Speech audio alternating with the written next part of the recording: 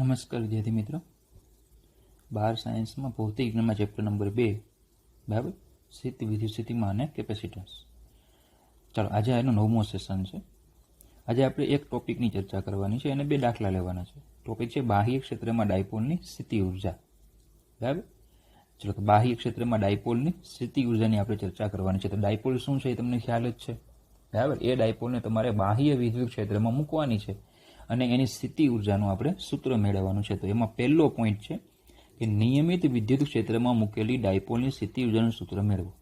બરાબર, આ પહેલો પ્રશ્ન છે. નિયમિત વિદ્યુત ક્ષેત્ર છે, તો અહીંયા તમને ક્ષેત્ર આપ્યું છે, સમાન વિદ્યુત ક્ષેત્ર છે. બરાબર, સમાન વિદ્યુત ક્ષેત્ર આપને ખ્યાલ છે કે તે મૂલ્ય અને દિશા સમાન હોય તેને સમાન વિદ્યુત ક્ષેત્ર કહેવાય. આ ક્ષેત્રને તમારે દર્શાવવું હોય તો સરખી લંબાઈના પરસ્પર સમાંતર સરખા અંતરે આવેલા તીરોની મદદથી આ ક્ષેત્રને દોરી શકાય. તો આ આપણું સમાન વિદ્યુત ક્ષેત્ર છે.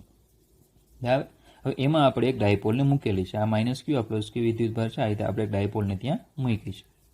બરાબર, તો જો આકૃતિમાં દર્શાવ્યા પ્રમાણે Q1 બરાબર માઇનસ ક્યુ અને Q2 બરાબર પ્લસ ક્યુ ધરાવતી એક ડાયપોલને એક સમાન વિદ્યુત ક્ષેત્ર ઈમાં મૂકેલી છે.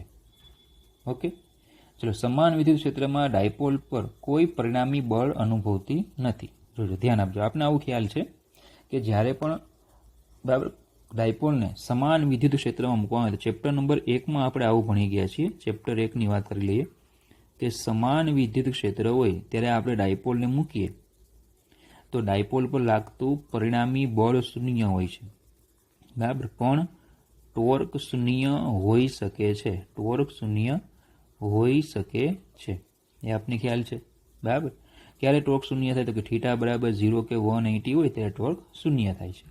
બરાબર, હા, ચલો બીજું યાદ હશે તમને કે ભાઈ અસમાન વિદ્યુત ક્ષેત્ર હોય ત્યારે ડાયપોલ પર લાગતું બળ કોઈ દિવસ 0 થાય નહીં, પણ ટોર્ક શૂન્ય હોઈ શકે છે. ટોર્ક શૂન્ય હોઈ શકે છે. બરાબર, એ પણ સેમ ક્યારે θ 0 કે 180 હોય ત્યારે ટોર્ક શૂન્ય હોઈ શકે છે. એ આપણે ભણી ગયા છીએ. તો એ જ વસ્તુ અહીંયા છે. તો સમાન વિદ્યુત ક્ષેત્ર હોય તો ડાયપોલ કોઈ પરિણામી બળ અનુભવતી નથી, એટલે પરિણામી બળ કેવું હોય? 0. બરાબર, હવે કેમ એવું? તો કે પ્લસ ક્યુ વીજભાર ધારો કે છે એની પર લાગતું બળ પ્લસ ક્યુ હોય, તો માઇનસ ક્યુ વીજભાર હોય એની પર લાગતું બળ જે છે એ માઇનસ ક્યુ હોય. અને પરિણામે બરાબર પરિણામી બળ જો આપણે લઈએ તો આ બંને બળો કેવા થાય? તો કે સમાન મૂલ્યના. બંને બળો સમાન મૂલ્યના અને બીજું કેવું છે? વિરુદ્ધ દિશામાંના. સમાન મૂલ્યના અને વિરુદ્ધ દિશામાંના હોય છે. ને પરિણામે પરિણામી બળ કેવું થાય છે? 0. બરાબર, પણ આ બંને બળો જે છે એ એક રેખસ્થ નથી. એક રેખસ્થ નથી. દાખલા તરીકે આપને જે ડાયપોલ આપી છે જો એમાં આપણે બળો બતાવીએ તો ધન વીજભાર પર ક્ષેત્રની દિશામાં બળ લાગે, ઋણ વીજભાર પર ક્ષેત્રની વિરુદ્ધમાં બળ લાગે. બરાબર, તો આ બળને જો આપણે ક્યુ વેક્ટર ઈ કહીએ તો આ બળને આપણે માઇનસ ક્યુ વેક્ટર ઈ કહેવાય. તો બળો સમાન મૂલ્યના અને વિરુદ્ધ દિશામાં પણ એક રેખસ્થ નથી. આ એની કાર્યરેખા છે. બંનેની કાર્યરેખાઓ કેવી છે? અલગ અલગ છે. બરાબર, અને જો કાર્યરેખા અલગ અલગ હોય તો આવા બળો બળ યુગ્મની રચના કરે અને ટોર્ક ઉત્પન્ન કરે. એની ટોર્ક કેટલું હોય? ટો બરાબર પી ક્રોસ ઈ, જેનું સૂત્ર આપણે ચેપ્ટર નંબર 1માં સાબિત કર્યું છે. બરાબર, અને આ ટોર્ક ઉત્પન્ન થાય ને પરિણામે ડાયપોલ શું થાય? ભ્રમણ કરવાનો પ્રયત્ન કરે. તો ડાયપોલ જે છે એ કઈ દિશામાં ભ્રમણ કરવાનો પ્રયત્ન કરે? તો કે બળો જે છે એ એક આમ લાગે છે અને એક આમ લાગે. ડાયપોલ જે છે એ આ દિશામાં આમ ભ્રમણ કરવાનો પ્રયત્ન કરશે. બોલો, ખબર પડે? બરાબર, તો આ કઈ દિશા થશે? તો કે ડાયપોલ જે છે એ આમ ભ્રમણ કરશે, આમ સમઘડી દિશામાં ભ્રમણ કરવાનો પ્રયત્ન કરે. બોલો, ખબર પડે આટલી? બરાબર, તો આટલું ક્લિયર થઈ ગયું. ટોર્ક લાગશે પી ક્રોસ ઈ, એવું ટોર્ક લાગશે. જો ખાલી આપણે ટોર્કનું મૂલ્ય જોતું હોય તો પછી ટો બરાબર પી ઈ સાઇન થીટા. ખાલી જો મૂલ્ય જોતું હોય તો પી સાઇન થીટા. હવે સમજો કે ડાયપોલ છે આમ ભણવા બરાબર આમ જે છે એ ભ્રમણ કરશે. હવે જો ડાયપોલને મારે θ0 કંઈક ખૂણે હોય ત્યાંથી મારે ખૂણો વધારીને θ1 કરવો હોય, ધારો કે ડાયપોલ જે છે એ કોઈક θ1 ખૂણે છે અથવા θ0 ખૂણે છે, પ્રારંભિક ખૂણો, ત્યાંથી મારો એનો ખૂણો કેટલો કરવો છે? θ1 ખૂણો મારે વધારવો છે. બરાબર, તો મારે શું કરવું પડશે? કાર્ય કરવું પડશે. એ બાહ્ય કાર્ય કેટલું કરવું પડે આપણે કાર્ય ગણવાનું છે, કારણ કે એ કાર્ય એટલે જ શું છે? સ્થિતિ ઉર્જા. એ કેટલું કાર્ય કરવું પડે એ કાર્ય આપણે ગોતી લઈએ તો એ કાર્ય એટલે જ શું થાય? ડાયપોલની સ્થિતિ ઉર્જા. બોલો, ખબર પડે? બરાબર. તો જો ધ્યાન આપજો. ચલો, ધારો કે તેના પર એક બાહ્ય ટોર્ક, ટો એક્સટર્નલ, એવી રીતે લગાડવામાં આવે છે કે જે આ ટોર્કને નાબૂદ કરે. પેલો પોઈન્ટ આ કે એ શું કરે? આ ટોર્ક જે છે એને નાબૂદ કરે. કયું ટોર્ક? તો કે જે આ બાહ્ય ટોર્ક લાગે છે તે. દાખલા તરીકે આપણે આગળ ચેપ્ટરમાં આવું ભણી ગયા છીએ કે ભાઈ જો વિદ્યુત ભાર ઉપર Fe બળ લાગતું હોય તો પછી આપણે વિદ્યુત ભારને અનંત અંતરેથી ક્ષેત્રમાંના આપેલા બિંદુ સુધી લાવવું હોય તો જે કાર્ય કરવું પડે એમાં જે બળ લગાડીએ એક્સટર્નલ એટલે કેવું હોવું જોઈએ? તો કે આની વિરુદ્ધમાં હોવું જોઈએ. બરાબર. વિદ્યુત બળના વિરુદ્ધમાં હોવું જોઈએ ને સમાન મૂલ્યનું હોવું જોઈએ. તો સેમ એ જ વસ્તુ અહીંયા છે કે ભાઈ જે ડાયપોલને ક્ષેત્રમાં મૂકવાથી જે ટોર્ક લાગે ટોઈ અને જે બાહ્ય ટોર્ક લગાડવામાં આવે તે બંને કેવા હોવા જોઈએ? સમાન મૂલ્યના અને વિરુદ્ધ દિશામાં હોવા જોઈએ. કારણ કે સમજો કે આમાં આવું આપણે શું કામ બળમાં આપણે આવું કેમ આવું લેતા? કારણ કે પ્રવેગ રહિત ગતિ થાય એટલે ડાયપોલ એટલે જે વિદ્યુત ભાર છે એમાં રેખીય પ્રવેગ ઉત્પન્ન થાય નહીં. તો સેમ અહીંયા શું હોય છે? કોણીય પ્રવેગ. કોણીય પ્રવેગ ઉત્પન્ન ન થાય. બરાબર. એટલા માટે આપણે સમાન મૂલ્યનું અને વિરુદ્ધ દિશા એની વિરુદ્ધ દિશામાં ટોર્ક લગાડવું પડે. બોલો, ખબર પડે? બરાબર. તો ચાલો જો પૃષ્ઠના સમતલમાં કોણીય પ્રવેગ સિવાય અત્યંત સૂક્ષ્મ કોણીય ઝડપથી કોણ V0 θ0 થી θ1 સુધી ભ્રમણ કરાવવું છે. તો ચલો આ દરમિયાન બાહ્ય ટોર્ક વડે થતું કાર્ય. હવે સમજો કે ભાઈ કાર્ય મારે ગણવું હોય તો આપણે આવું ભણી ગયા છીએ કે કાર્યનું સૂત્ર એક W બરાબર વેક્ટર F ડોટ ડી જે છે, W બરાબર વેક્ટર F ડોટ ડી. તો આ સૂત્ર ક્યારે એપ્લાય થાય? તો કે આમાં બળ જે છે એ સમાન હોય તો. બરાબર. મેઇનલી પછી W બરાબર બીજું સૂત્ર હતું integration vector F dot dr. આ સૂત્ર ક્યારે એપ્લાય થાય? તો કે બળ જે છે એ અસમાન હોય તો. બરાબર. તો ચલો આનું જ આપણે રોટેશનલ જો આપણે લઈએ તો W બરાબર ઇન્ટિગ્રેશન ટો ડી થીટા ક્યારે એપ્લાય થાય? તો કે ટોર્ક જે છે એ અસમાન હોય તો. અને જો ઉપરનું જે છે એનું રોટેશનલ લઉં તો ટો ગુણ્યા થીટા. ટો ગુણ્યા ખાલી સિમ્પલ ગુણાકાર, ડોટ ગુણાકાર નહીં, કારણ કે ખૂણો છે એ અદિશ રાશિ એટલે ડોટ ગુણાકાર ન હોય. તો આ ક્યારે એપ્લાય થાય? તો કે ટોર્ક જે છે એ સમાન હોય તો. પ્રશ્ન એ છે કે ડાયપોલને આપણે અહીંયા θ1 ખૂણેથી θ0 ખૂણેથી θ1 ખૂણે એવું લાવવું તો ટોર્ક બદલાય કે નહીં? તો કે ટોર્ક બદલાય. કારણ કે સમજો કે ભાઈ ટોર્કનું મૂલ્ય આ રીતે છે P sin θ. તો જો ખૂણો θ છે કે નહીં? તો ખૂણો બદલાશે એટલે સીધી વાત છે ટોર્ક કેવું થાય? બદલાય. તો ટોર્ક બદલાય તો કાર્યનું કયું સૂત્ર આપણે એપ્લાય કરી શકીએ? તો કે આ જે સૂત્ર છે એ એપ્લાય કરી શકાય. બરાબર. ચાલો તો કાર્યનું ગણતરી કરીએ. W ઇક્વલ ટુ ઇન્ટિગ્રેશન θ0 થી θ1 બરાબર to external of d theta into d theta. સૂક્ષ્મ કોણે આપણે સ્થાનાંતર કરાવીએ. બરાબર. ચલો ઇન્ટિગ્રેશન θ0 થી θ1 ટો એક્સટર્નલ એટલે PE sin θ ડી થીટા. ચલો PE ને આપણે કોમન લઈ લઈએ તો બોલો સાઇનનું વિકલન થઈ જશે માઇનસ કોસ થીટા θ0 થી θ1. ચલો ઇક્વલ ટુ માઇનસને આગળ લઈ લઉં PE લિમિટ છોડી દઈએ તો cos θ1 minus cos θ1 minus cos θ0. બરાબર. તો પછી W બરાબર માઇનસને જો અંદર આપી દઈએ તો PE cos θ0 માઇનસ cos θ1 આવું આપણને સૂત્ર મળે. બરાબર. જો તમને યાદ હોય તો આ સૂત્ર આપણે આગળ પણ મેળવેલું છે. જો કે મેળવેલું નહોતું, ચેપ્ટર 1માં આપણે ડાયપોલની નોંધમાં આ સૂત્ર લીધેલું કે ડાયપોલને θ1 ખૂણેથી θ2 ખૂણે લઈ જવી તો કેટલું કાર્ય કરવું પડે. હવે ચલો વિદ્યુત ક્ષેત્ર સંરક્ષી ક્ષેત્ર છે એટલે આ જે કાર્ય થાય ડાયપોલની સ્થિતિ ઉર્જા રૂપે સંગ્રહ પામે. તો કાર્ય એટલે જ ડાયપોલની સ્થિતિ ઉર્જા. તો U equal to PE cos θ0 minus cos θ1. તો આ રીતે આપણને કાર્યનું સૂત્ર મળી જાય. બરાબર. તો બહુ સિમ્પલ થિયરી છે. બરાબર. બીજું બધું બહુ હાઈ લેવલનું મેથેમેટિક્સ પણ થિયરીમાં આપ્યું નથી. ક્લિયર આટલું? ચાલો હવે જોઈએ કે જો ડાયપોલ પ્રારંભમાં વિદ્યુત ક્ષેત્રને લંબ હોય, પ્રારંભમાં ડાયપોલ કેવી છે? ક્ષેત્રને લંબ. તો θ કેવો થાય? π/2. અને તેને ક્ષેત્ર સાથે θ ખૂણે લાવવાનો હોય તો θ1 બરાબર θ. બરાબર, પ્રારંભ જે છે, પ્રારંભમાં ડાયપોલ જે છે એ કેટલા ખૂણે છે, π/2, ત્યાંથી એને અંતમાં ક્યાં લઈ જવાની છે, θ ખૂણે.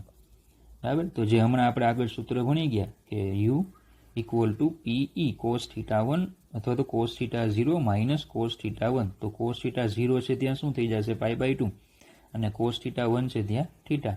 ચલો આ π/2 0 થઈ જાય તો માઇનસ p એટલે થઈ જશે માઇનસ p.E.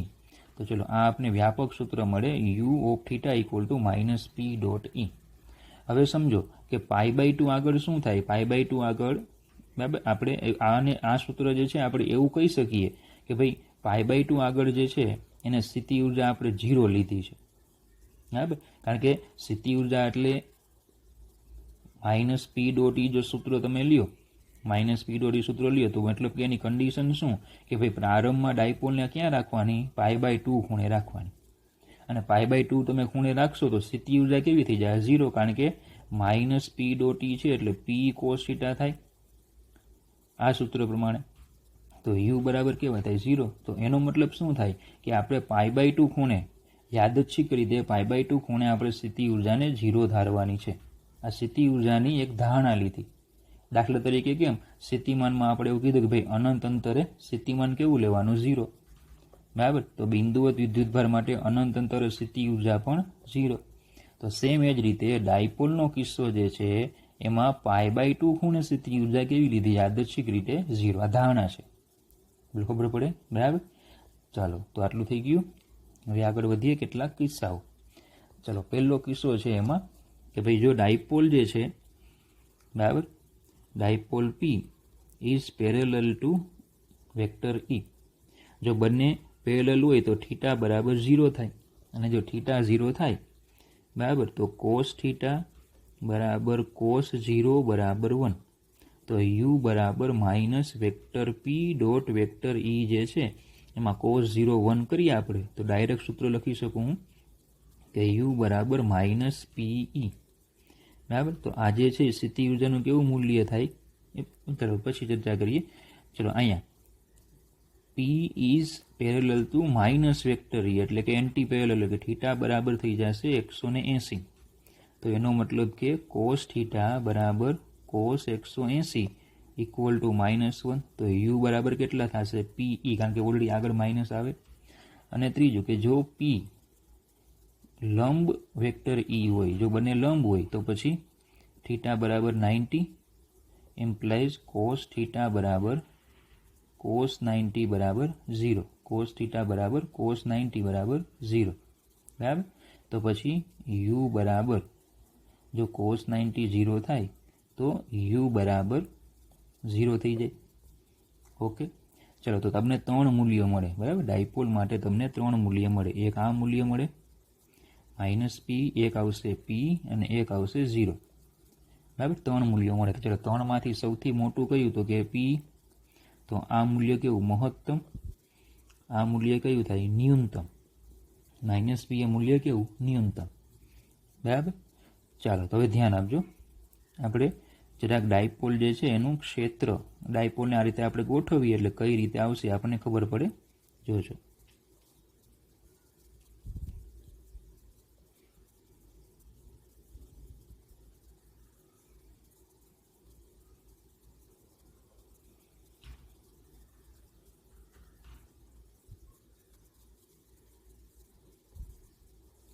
ધારો કે આ આપણે બાહ્ય વિદ્યુત ક્ષેત્ર લીધું વેક્ટર E. બરાબર, આ જે છે એ બાહ્ય વિદ્યુત ક્ષેત્ર છે વેક્ટર E. બરાબર, હવે એમાં આપણે ડાયપોલને ગોઠવીએ. ચલો પહેલાં આપણે θ બરાબર 0 ખૂણે ગોઠવવાની, એટલે કે આ -q વિદ્યુતભાર, આ +q વિદ્યુતભાર અને આ થઈ ગઈ ડાયપોલ મોમેન્ટ P. 180 ગોઠવવી હોય તો આ +q વિદ્યુતભાર, આ -q વિદ્યુતભાર, આ થઈ જાય -થી પ્લસ ડાયપોલ મોમેન્ટ. અને 90 ખૂણે ગોઠવવી હોય તો આ -q વિદ્યુતભાર, બરાબર, આ +q વિદ્યુતભાર અને આ થઈ ગઈ ડાયપોલ મોમેન્ટ P. બરાબર, ચલો હવે આની પર લાગતા બળો આપણે દોરીએ કે ધન વીજભાર ઉપર ક્ષેત્રની દિશામાં બળ લાગે, બરાબર, QE જેટલું લાગશે. ઋણ વીજભાર ઉપર ક્ષેત્રની વિરુદ્ધમાં બળ લાગે, -QE જેટલું લાગે. ચલો સેમ અહીંયા ધન વીજભાર ઉપર ક્ષેત્રની દિશામાં બળ લાગે, QE જેટલું લાગશે. ઋણ વીજભાર ઉપર ક્ષેત્રની વિરુદ્ધમાં બળ લાગે, -QE લાગે. અહીંયા ધન વીજભાર ઉપર ક્ષેત્રની દિશામાં બળ લાગે QE જેટલું, ઋણ વીજભાર ઉપર ક્ષેત્રની વિરુદ્ધમાં બળ લાગે -QE. બરાબર. તો ચલો અહીંયા પરિણામી બળ કેવું થાય 0 અને થીટા 0 હોવાથી ટોર્ક પણ કેવો થાય 0. ચલો અહીંયા પણ પરિણામી બળ 0 અને થીટા 180 હોવાથી ટોર્ક પણ કેવું 0. બરાબર. પણ અહીંયા પરિણામી બળ 0 થશે નહીં, નોટ ઇક્વલ ટુ 0. બરાબર. અને એક રેખસ્તર નથી એટલે ટોર્ક પણ 0 નહીં થાય. આમ પણ ખબર પડે થીટા 90 છે એટલે ટોર્ક 0 નહીં થાય. હવે બળ 0 અને ટોર્ક 0 આને આપણે શું કહીએ છીએ યંત્રશાસ્ત્રમાં સંતુલન. બરાબર. તો એનો મતલબ એવો થાય કે આ ડાયપોલની સમતોલન સ્થિતિ છે. ડાયપોલની કઈ સ્થિતિ છે? આ સમતોલન. સેમ અહીંયા પણ સેમ એવું છે એટલે આને ડાયપોલની સમતોલન સ્થિતિ કહેવાય. ટોર્ક 0 બળ 0 એટલે સંતુલન, તો સમતોલન. જ્યારે અહીંયા 0 નથી એટલે આને અસમતોલન સ્થિતિ કહેવાય. આ કઈ સ્થિતિ છે? અસમતોલન સ્થિતિ.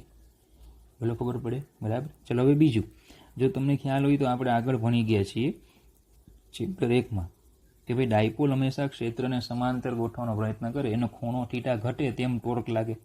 દાખલા તરીકે અહીંયા છે. બરાબર. તો ડાયપોલને ક્ષેત્રમાં મૂકીએ તો ખૂણો થીટા ઘટે એમ પ્રયત્ન કરે અને ક્ષેત્રને સમાંતર ગોઠવાઈ જાય. ક્ષેત્રને સમાંતર ગોઠવાઈ જાય એને ડાયપોલની સ્થાયી અવસ્થા કહેવાય. તો આ જે છે એ સ્થાયી સમતોલન સ્થિતિ છે. જ્યારે 180નો ખૂણો છે એ પણ સમતોલન છે પણ કેવું? અસ્થાયી. કારણ કે જેવી તમે ડાયપોલને અહીંથી ચલિત કરશો એટલે ડાયપોલ શું થશે? આખું ભ્રમણ કરીને ક્ષેત્રને સમાંતર ગોઠવાઈ જાય. ડાયપોલ જે છે એ આખું ભ્રમણ કરીને એ ફાઇનલ કન્ડિશન આ રીતે પ્રાપ્ત કરે, એટલે કે આ સ્થિતિમાંથી આ સ્થિતિમાં આવી જાય. બરાબર. અસ્થાયી સમતોલન છે એમાંથી સ્થાયી સમતોલનમાં. પણ આને તમે આમ રાખો તો રીએ ખરા. બરાબર. 180ના ખૂણે તમે રાખી દો એને, કોઈ પણ પ્રકારની દખલ ઉત્પન્ન ન થાય તો આ રીતે રહી એટલે સમતોલન રહી. જ્યારે આમાં આ કઈ સ્થિતિ કહેવાય? અસમતોલન સ્થિતિ. ઓકે. તો ચલો 3 કિસ્સાઓ શું છે એ તમને ખ્યાલ આવી ગયો હોય. બરાબર. ચલો એની પછી છે આ ટોપિકમાં બીજો વિભાગ છે, ધ્યાન આપજો. બાહ્ય ક્ષેત્રમાં બે વિદ્યુત ભારોના તંત્રની સ્થિતિ ઉર્જાના સૂત્ર પરથી બાહ્ય ક્ષેત્રમાં ડાયપોલની સ્થિતિ ઉર્જાનું સૂત્ર મેળવો. ચલો બાહ્ય ક્ષેત્રમાં બે વિદ્યુત ભારોના તંત્રની સ્થિતિ ઉર્જા, તો એનું સૂત્ર આપણે ભણી ગયા છીએ. બાહ્ય ક્ષેત્રમાં બે ધન વિદ્યુત ભારોના તંત્રની વિદ્યુત સ્થિતિ ઉર્જા એટલે Q1V of R1 plus Q2V of R2 plus 1/4πε0 Q1 Q2 upon R12. આવું સૂત્ર આપણે ભણી ગયા છીએ બાહ્ય ક્ષેત્રમાં બે વિદ્યુત ભારોના તંત્રને. તો હવે આ જ સૂત્રને જો આપણે ડાયપોલ માટે એપ્લાય કરવું હોય, બરાબર, તો પછી Q1 ની જગ્યાએ પ્લસ Q લખવા પડે, Q2 ની જગ્યાએ -Q કહી દઉં. બરાબર. તો આ વિદ્યુત ભારોના તંત્રની સ્થિતિ ઉર્જા, તો Q1 ની જગ્યાએ Q, તો QV of R1 -QV of R2 -1/4πε0 Q²/2a. R12 એટલે શું હતું? બંને વિદ્યુત ભારો વચ્ચે અંતર. તો બંને વિદ્યુત ભારો વચ્ચે અંતર અહીંયા કેટલું થાય? 2a જેટલું થાય. જ્યાં R1 અને R2 એ પ્લસ Q અને -Q ના સ્થાન સદિશો છે. R1 જે છે એ પ્લસ Q નો સ્થાન સદિશ લેવાનો કે આ પ્લસ Q જે છે એનો સ્થાન સદિશ R1 છે, -Q એનો સ્થાન સદિશ R2 છે. મતલબ કે અહીંયા સ્થાને સ્થિતિમાન જે છે કેટલું છે? V ઓફ વેક્ટર R1 અને આ સ્થાને સ્થિતિમાન કેટલું છે? V of vector R2. ચાલો ખબર પડે. બરાબર. ચાલો આગળ વધીએ આપણે. હવે આપણે સેમ અહીંયા પણ સ્થિતિ ઉર્જાનું સૂત્ર મેળવવાનું છે. ઓકે. ચલો હવે એના માટે આપણે શું કરવાનું છે? તો કે આપણે કોઈ એક કુલમ વિદ્યુત ભારને, બરાબર, એકમ ધન વિદ્યુત ભારને R2, બરાબર, R2 થી R1 પણ લઈ જવાનો. એકમ ધન વિદ્યુત ભારને મારે ક્યાંથી ક્યાં લઈ જવો છે? R2 થી R1 એક કુલમ વિદ્યુત ભારને લઈ જવાનો છે. અને સ્થિતિમાનનો તફાવત બંને વચ્ચે કેટલો થાય? સ્થિતિમાનનો તફાવત આપણે ક્ષેત્રના સંદર્ભમાં ગોતવાનો.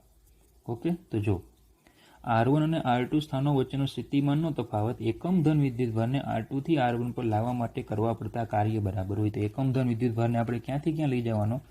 R1 થી R2 લઈ જવાનો. કેટલું કાર્ય થાય આપણે ગોતવાનું. ઓકે. તો ચાલો હવે આપણે સૂત્ર ભણી ગયા છીએ કે E = -ΔV/ΔX. બરાબર. આપણે જ્યારે સમસ્થિતિમાન પુરુષની થિયરી ભણતા ત્યારે આપણે ક્ષેત્રનો આવો સંબંધ મેળવેલો હતો. E = -dV/dx અથવા ΔV/ΔX. બરાબર. તો ΔV/ΔX એવું લખી શકાય. તો ΔV ને જો હું કરતા બનાવું તો આવશે E × ΔX. બરાબર. તો એમ કહેવાય કે ભાઈ ક્ષેત્રની દિશામાં વિદ્યુતભાર કેટલું સ્થાનાંતરિત થાય, અને -Q થી +Q પર હું એક કુલમને લઈ જાઉં તો ક્ષેત્રની દિશામાં કેટલું સ્થાનાંતર થાય? તો ક્ષેત્રની દિશામાં આટલું સ્થાનાંતર કરે. બરાબર. ક્ષેત્રની દિશામાં સ્થાનાંતર બોલો આટલું થાય. તો ચલો આ ટોટલ આખું 2a છે. આ જે ટોટલ છે એ 2a છે. બરાબર. આ ખૂણો થીટા છે એટલે અહીંયા આ ખૂણો પણ થીટા જ થાય. તો પછી આટલું જે આવશે એ 2a cos થીટા થાય. બરાબર. આટલું જે આવશે એ કેટલું થાય? 2a cos theta. 2a જે છે અથવા તમે આ ખૂણો છે એમાં cos થીટા લઈ લો. બરાબર. તો cos થીટા બરાબર એ સામેની છે, સોરી પાસેની, બરાબર, પાસેની કેટલી છે આપણે ગોતવાની છે, છેદમાં કોણ એટલે 2a. તો જે મેળવવાનું છે તે 2a cos થીટા થાય. બરાબર. ચલો બીજી રીતે કહીએ તો આ થીટા આટલો a હોય, અડધો a હોય તો આ a cos થીટા થાય. સેમ આ પણ a હોય તો આ એક માઇનસ a cos થીટા થાય. ટોટલ અંતર કેટલું થાય બંનેનું? 2a cos theta. બરાબર. તો ચલો અહીંયા ડેલ્ટા x જે છે એ આવશે minus e 2a cos theta. આ થઈ ગયો delta v minus e into 2a cos theta. ચલો ડેલ્ટા v એટલે વિદ્યુત સ્થિતિમાનનો તફાવત, તો અંતિમ માઇનસ પ્રારંભિક. તો અંતમાં કયું એટલે કે r1 સ્થાન, પ્રારંભમાં એટલે r2 સ્થાન. તો આવશે v ઓફ r1. બરાબર. આ થઈ જશે v of r1 minus v of vector r2 equal to minus e into 2a cos theta. બરાબર. v of r1 minus v of r2 equal to minus e 2a cos theta. તો ચલો હવે સ્થિતિ ઉર્જા u ડેશ ઓફ થીટા, સ્થિતિ ઉર્જા u dash of theta equal two q. હવે જો અહીંયા જે આ સૂત્ર છે, આ સૂત્રમાં હું q ને કોમન કાઢું ને તો v of r1 minus v of r2 થાય, એટલે કિંમત મૂકી શકાય. તો આ કિંમતને ત્યાં સામે મૂકી દઈએ તો આવશે minus e into 2a cos theta minus 1/4πε0 q square by 2a. તો u dash of theta equal to minus, ચલો 2a ગુણ્યા q એટલે નવું ફેમિલી બની જાય જેનું નામ છે p, vector p e cos theta minus vector p, sorry માફ કરજો, p e cos theta minus q square upon 4πε0 2a. તો u dash of theta equal to final થઈ જાય minus vector p dot vector e minus q square by 4πε0 2a. બરાબર. આને કહી દઉં number 1. Okay. તો ચાલો આપેલ ડાયપોલ માટે u ઓફ થીટા જે આગળની થિયરીમાં ભણી ગયા માઇનસ p ડોટ c, અને u ડેશ ઓફ થીટા એટલે આ સૂત્ર માત્ર એક અચળાંક પૂરતું જુદું પડે છે. ચલો એ અચળાંક કયો? તો કે એ અચળાંક છે આ. સમજો ડાયપોલ ભ્રમણ કરશે, ડાયપોલ ભ્રમણ કરવાથી ફેરફાર એમાં થશે, આના જે ખૂણો છે ને થીટા એમાં. ડાયપોલ મોમેન્ટમાં ફેરફાર નહીં થાય, વિદ્યુત ક્ષેત્રમાં ફેરફાર નહીં થાય કારણ કે સમાન છે. બરાબર. વિદ્યુત ભાર પણ અચળ રહેશે અને અંતર જે છે એ પણ અચળ રહેશે. ઓકે. તો ટૂંકમાં ફેરફાર ખાલી થીટામાં થાય. તો આ પદ તો છે એ કેવું થાય છે? બદલાય છે. પણ અચળ કયું પદ છે? આ જે છે એ શું છે? સ્થિતિ ઉર્જાનો અચળાંક. અને જો તમને ખ્યાલ હોય તો સ્થિતિ ઉર્જાની આપણે જ્યારે પ્રસ્તાવના ભણતા હતા ત્યારે થિયરી સ્થિતિ ઉર્જાની ત્યાં આવી ગઈ હતી. ત્યાં તમને એવું કીધેલું કે સ્થિતિ ઉર્જાની જ્યારે પણ વાત થતી હોય ને ત્યારે સ્થિતિ ઉર્જા ખરેખર આ સ્થિતિ ઉર્જાનો તફાવત છે બે બિંદુ આગળનો. બરાબર. કારણ કે ડેલ્ટા વી આપણે લીધો હતો કે નહીં, જો સ્થિતિમાંનો તફાવત લીધો એટલે ખરેખર આ સ્થિતિ ઉર્જાનો તફાવત છે. કાર્ય જો આપણે આગળ કાર્ય ગણ્યું એમાં કાર્યમાં શું આવતું? જો આ બે કાર્યોનો ફેરફાર છે, તફાવત છે. એટલે ખરેખર યુ નહીં પણ શું છે? ડેલ્ટા યુ છે. સ્થિતિ ઉર્જાનો તફાવત જ્યારે પણ હોય ત્યારે આપણે અચળાંકની કોઈ જરૂર હોય નહીં, કારણ કે તફાવતમાં અચળાંક હંમેશા નીકળી જતો હોય છે. અચળાંકની કોઈ દિવસ જરૂર ન હોય. એટલે અચળાંક છે એ કેવો છે? અર્થપૂર્ણ છે. સ્થિતિ ઉર્જા કોઈ પણ ઉર્જા હંમેશા, કોઈ પણ ઉર્જામાં હંમેશા એક અચળાંક સંકળાય. અચળાંક હંમેશા કેવો હોય? અર્થપૂર્ણ હોય. સ્થિતિ ઉર્જામાં અચળાંકનું કોઈ કામ નથી. આથી આપણે આ બીજા પદને અવગણી નાખીએ તો પછી આ સમીકરણ એ આગળના સમીકરણ જેવું થઈ જાય. બરાબર. બંને કેવા થઈ જાય? સેમ થઈ જાય. બોલો ખબર પડે? બરાબર. ચાલો એની પછી એક નાનો પોઈન્ટ છે કે થીટા 0 બરાબર π/2 માટે પ્લસ q અને માઇનસ q ને બાહ્ય વિદ્યુત ક્ષેત્રની વિરુદ્ધમાં લાવવા માટેનું કાર્ય સમાન અને વિરુદ્ધ છે. તેથી નાબૂદ થાય છે નાથી q of v r1 minus r2 બરાબર 0 થાય. જો ધ્યાન આપજો, એક નાનો મસ્તો એક્સ્ટ્રા પોઈન્ટ છે જે આપણે એમાં સમજાવ્યો છે. કે ધારો કે અહીંયા સમાન વિદ્યુત ક્ષેત્ર છે વેક્ટર e. બરાબર. હવે એમાં આપણે ડાયપોલને લાવવાની છે. ડાયપોલને લાવી હોય તો એના ધન અને ઋણ બંને વિદ્યુત ભારોને આપણે લાવવા પડે. ધન વિદ્યુત ભાર અને ઋણ વિદ્યુત ભારને લાવવો પડશે. ધારો કે ધન વિદ્યુત ભારને હું અહીંયા લાવું છું. બરાબર. કાર્ય કર્યું મેં 15 જૂલ. ઓકે. તો હું ઋણ વિદ્યુત ભારને અહીંયા લાવું, બંને વિદ્યુત ભારો તો સમાન જ છે, બરાબર, બંને વિદ્યુત ભારો કેવા છે, સમાન જ છે, અને હું આ જ સ્થાને લાવું તો કાર્ય હું કેટલું કરવું પડે, -15 જૂલ. વિદ્યુત ભારો તો બંને સમાન જ છે, બરાબર, એટલે કાર્ય જો પહેલામાં ધન થયું હોય તો બીજામાં શું થાય, માઇનસ થાય, બરાબર. તો એકબીજાની અસર કેવી થાય, નાબૂદ થાય. ક્લિયર.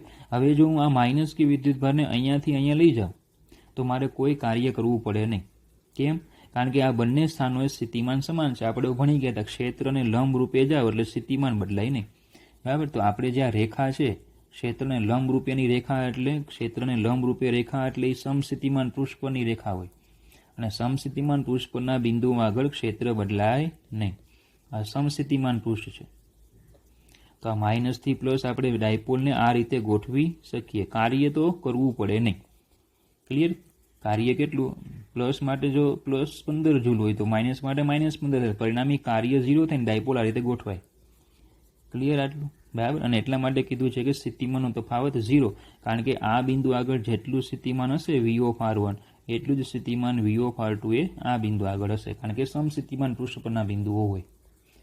બોલો, ખબર પડે, બરાબર. તો એટલા માટે એવું કીધું છે કે π/2 ને આપણે રેફરન્સ તરીકે સ્થિતિ ઉર્જા 0 છે એવું લઈ શકીએ, બરાબર. કારણ કે આનું પરિણામી કાર્ય એટલે શું થાય, 0.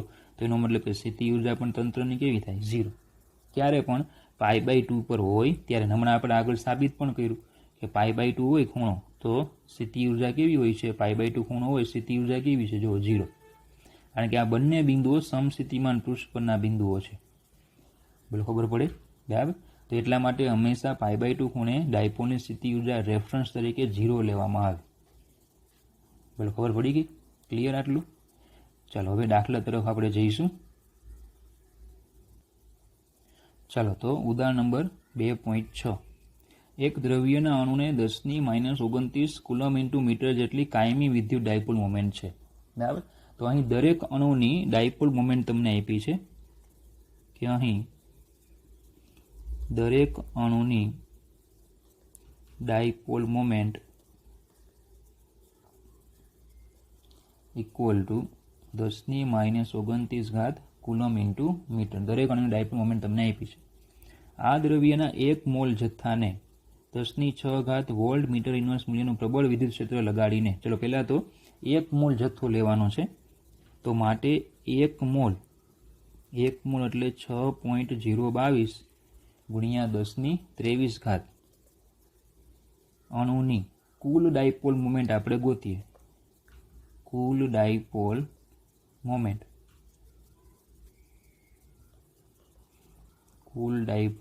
ઇક્વલ ટુ 6.022 ગુણ્યા 10⁻23 ગુણ્યા 10⁻29 એટલે થઈ જશે 6.022 ગુણ્યા 10⁻6 કુલમ × મીટર, બરાબર. હવે ક્ષેત્ર તમને આપ્યું છે 10⁶ વોલ્ટ પર મીટર, એટલે 10⁶ વોલ્ટ પર મીટર.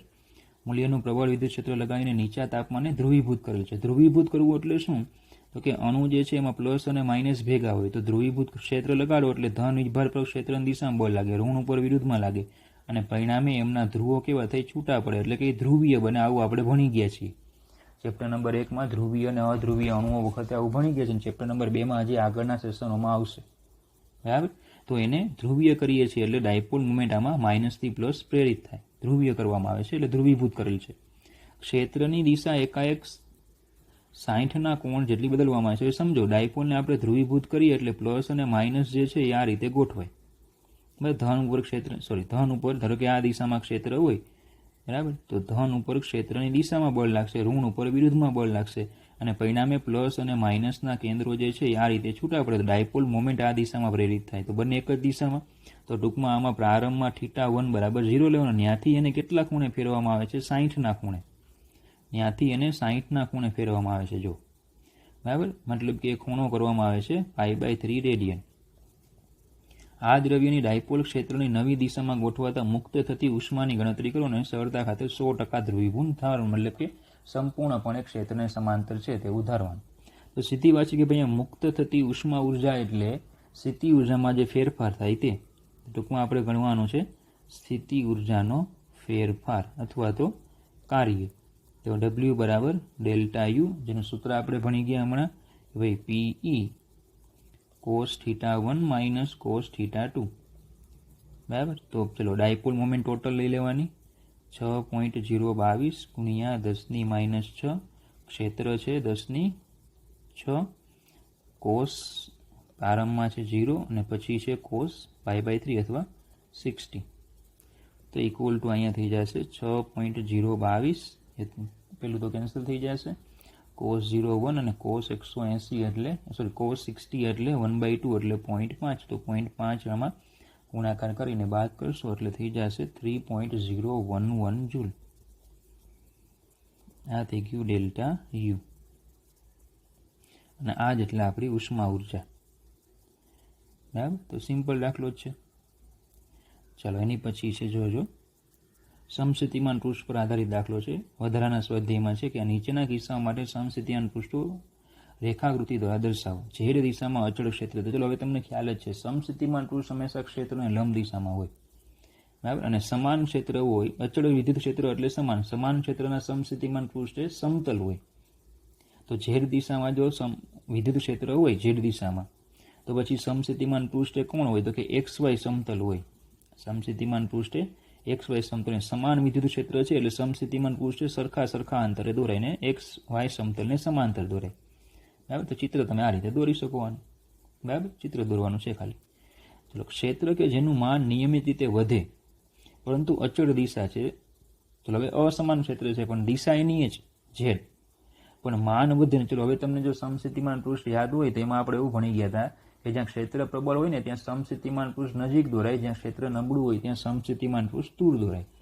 તો તમે જેમ ઉપર જાઓ તેમ ક્ષેત્ર વધે છે એટલે સમસ્થિતિમાન પૃષ્ઠ કેવા ત્યાં નજીક થયા, જ્યારે આ થોડા કેવા છે છૂટા છે. આમની વચ્ચે અંતર છે એ ઓછું છે, જ્યારે આમની વચ્ચે અંતર વધારે છે. હજુ ધારો કે ઉપર તમે સમસ્થિતિમાન પૃષ્ઠ દોરો તો એમની વચ્ચે હજુ અંતર ઓછું હોય.